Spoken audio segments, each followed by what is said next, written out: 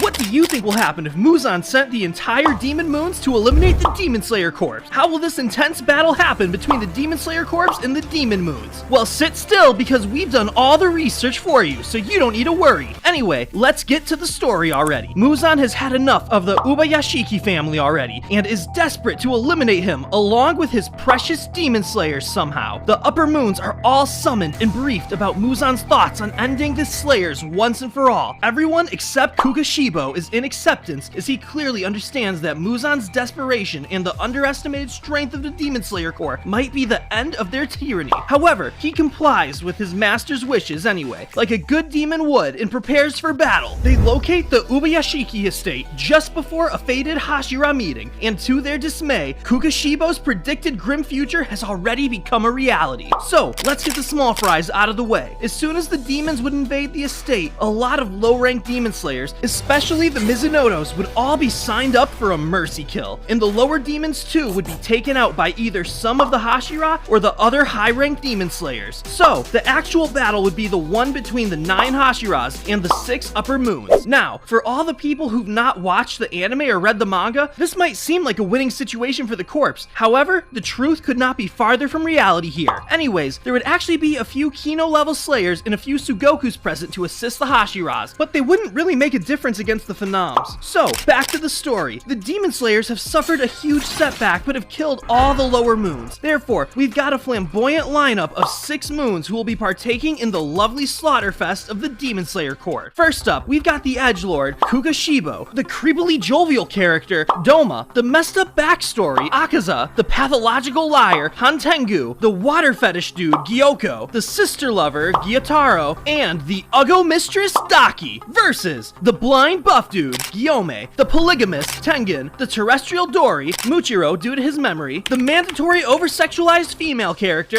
Mitsuri, the dude everyone tolerates, Saname, the antisocial procrastinator, Giyu, the I'm late in the anime too girl, Shinobu, the public favorite, Rengoku, the oh yeah, he's a hashira too, Obanai, and the deadweight, Kaguya. We're going to be honest here, the power scale does tilt a lot towards the demon side, but the hashiras too have quite a few tricks up their sleeves as well. As the battle is about to begin, Tanjiro and his squad arrive. He is with Inosuke, Zenitsu, Genya, Kanao, and Nezuko. The overtly cold Obanai yells at them for arriving late in sighs and frustration as they came with the demon girl Nezuko. Saname reveals that they were supposed to have arrived over an hour ago, and he screams in a threatening manner at them, saying that they will be punished after he makes mincemeat of the upper moon demons. Zenitsu is shaking in fright and almost pees himself as he states that Inosuke chased after some wild animals in the bush and they all had to chase after him. It took a long time before they could catch and restrain him, while Kanao and Genya helped them chart their way back to the meeting venue. Tanjiro and his crew are surprised to see the terrible upper moons here, and they know they are about to be involved in a battle of the ages, the fight for their lives, and the survival of the Ubayashiki family. The fight will begin with Kokushibo unleashing his devastating sword slashes upon the slayers, and as the strongest among the hashiras, Gyomei is sure to not let this provocation go ignored, as he'll step out to face Kokushibo himself. Although Gyomei doesn't really have the power to finish off Kokushibo himself, he'll definitely provide some sort of deterrence for the other hashiras against his attacks, so that way they can settle up with their opponents. Douma will almost definitely go in for the ladies and will corner Mitsuri and Shinobu, which I believe is not going to work well for his overall health. Not because Shinobu has prepared a perfect counter for him, but due to the fact that eating one kind of meal for an extended period of time is not particularly good for your health. And as we all know, Douma has been eating women for over a century. Next up, Akaza will definitely be pissed off over the antics of Kokushibo and Douma, as one hogged the most powerful opponent and the other is literally a thorn in his side no matter what he does. However, he'll definitely be impressed by the movements of Muichiro, as he'll definitely realize that the boy is young and certainly a prodigy. However, Muichiro won't be enough to hold off the enemy, so Saname will definitely join in on the battle due to his very calm demeanor. Hantengu will apologize to everyone before transforming into Zohakuten and raining down thunder on the slayers. He'll be challenged by Obanai because of his annoying demeanor and will be helped by the Lord of Flashiness himself, as thunder is an element he's comfortable fighting with. Giyu will take on Gyoko while shutting off his nonsensical art talk, while the terrible sibling duo will try their luck with the flame hashira Rengoku. All the other slayers will probably stay out of the way of the hashiras, as getting in between numerous fights that they cannot even see will be a fate worse than jumping under a hydraulic press. The fights look pretty evenly matched. However, there's one thing that we must consider. Even if the hashiras draw their battles towards a stalemate in terms of strength, they're definitely going to lose out when it comes down to endurance. However, strong and tolerant the hashiras may be, fighting these insanely dangerous opponents for an extended period of time is going to chip away at their stamina pretty quickly. And not to forget that they are not the primary targets, as the moons are here to end the Ubuyashiki family and kill a few hashiras as a bonus. As the fight progresses in the moonlit night, Gyomei begins to struggle against Kokushibo.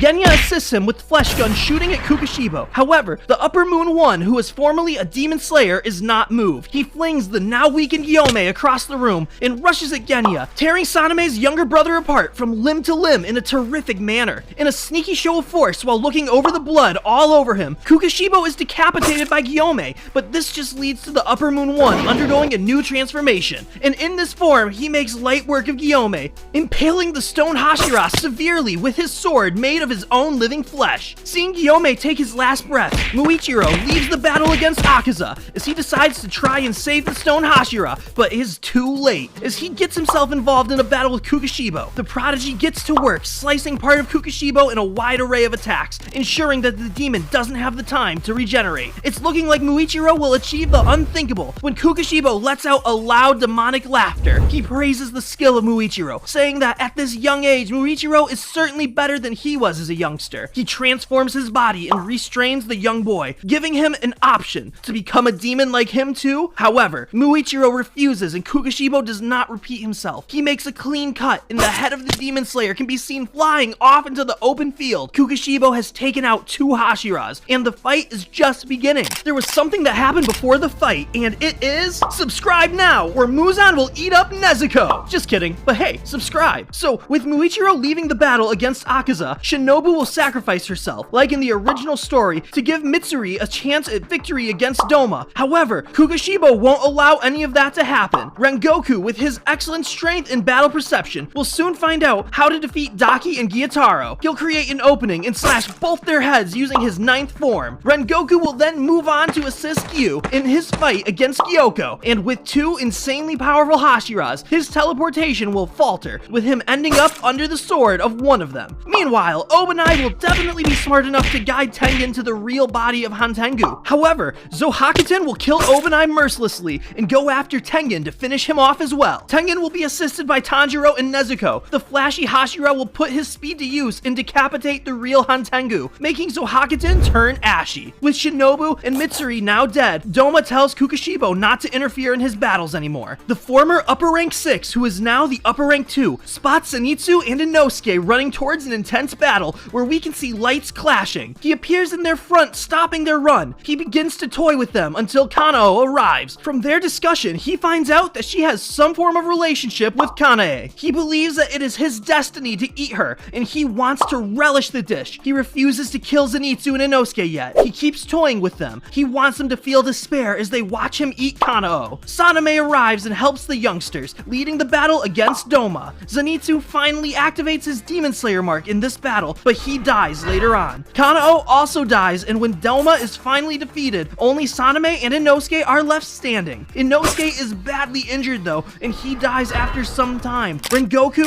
Gyu, and Tengen will take on Kokushibo, while Tanjiro, Saname, and Nezuko fight off Akaza. After a long, drawn-out battle that sees our favorite girl, Nezuko, lose her life, Tanjiro is on the floor, almost unconscious from loss of blood. We see Saname clutching onto Akaza's head as he holds the now decapitated head of the Upper Moon 3 as his latest trophy. Saname tells Tanjiro to take his time and rest, while he goes off to join the battle against Kokushibo. Tanjiro promises that he will come as fast as he can. On getting to the venue, all Saname can see is destroyed houses. He follows an underground alley and sees the dead body of Rengoku, who died while protecting Tengen from Kokushibo's blood demon art. Saname screams out in rage as he attacks Kokushibo, providing an opening for Gyu and Tengen to land their vital attacks. With the use of their marks in Transparent World, they are able to give the Upper Moon 1 a run for his money, but it doesn't end without casualty, as Tengen soon succumbs to his wounds and joins his wives in the other world. Tanjiro finally arrives, and it is now Tanjiro, Saname, and Gyu against Kokushibo. The tide is shifted in the favor of the hashiras due to the vital hits that the Upper Moon has previously been dealt. Just then, the weather changes. The hashiras are on their guard, knowing that something is about to happen. It gets cloudy. A storm is coming. However, it's just the demonic Michael Jackson that makes his way way onto the stage.